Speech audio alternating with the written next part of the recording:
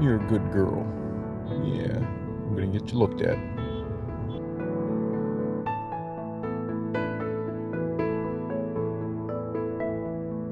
You'd never have known just when you were looking at her from a few feet away because she was acting just happy and walking around.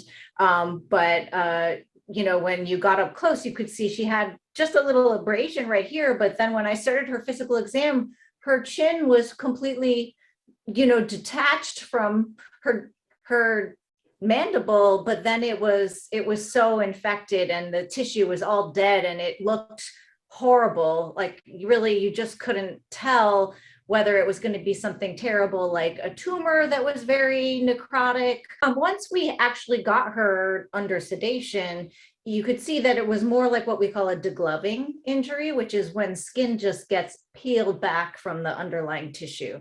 So my guess is she probably took some kind of trauma where she skidded her chin against the ground or fell from something.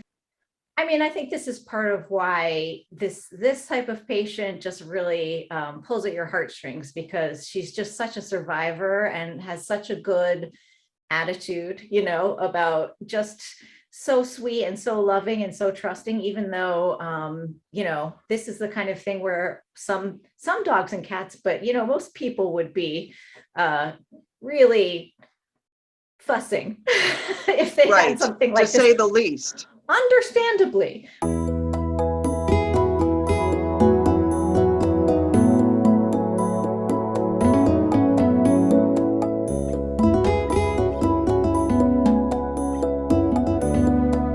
I was like, wow, I just got myself another cat. I knew from the first moment that she was coming home with us. When I first met her, I thought she'd be like timid or shy, because she had just been through so much. And when I met her, I got put in a room with her so that, I could just meet her and she could smell me and we could just see if we bonded. And she was so energetic. Like she was just jumping up on tables and chairs. So how was she when you guys brought her home? And you have another cat, so talk about that. Yeah, well, they're still getting used to each other. Of course, they're cats, so they're a little standoffish about their territory. We just tried really hard to make sure that they both feel like they have their own space.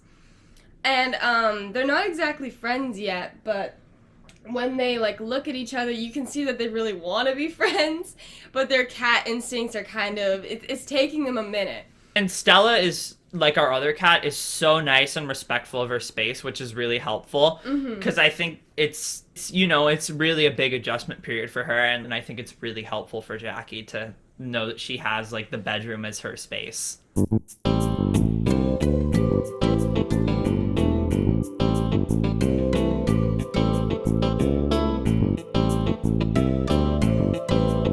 We have a fund called the Emergency Fund that we use to rescue primarily animals from, that are homeless that need medical care. So we utilize that fund to help this cat. Actually, the first one that we helped was a cat named Gus, who was a kitten that we took from ACC. And after a couple months after he was adopted into a home, it turned out that Gus had a liver shunt. So he needed surgery, and the emergency fund was developed because of that. We fundraised for it. We got the money to pay for Gus's surgery. And then we thought, this might be a good thing to keep in case there's another animal. And there's always another animal.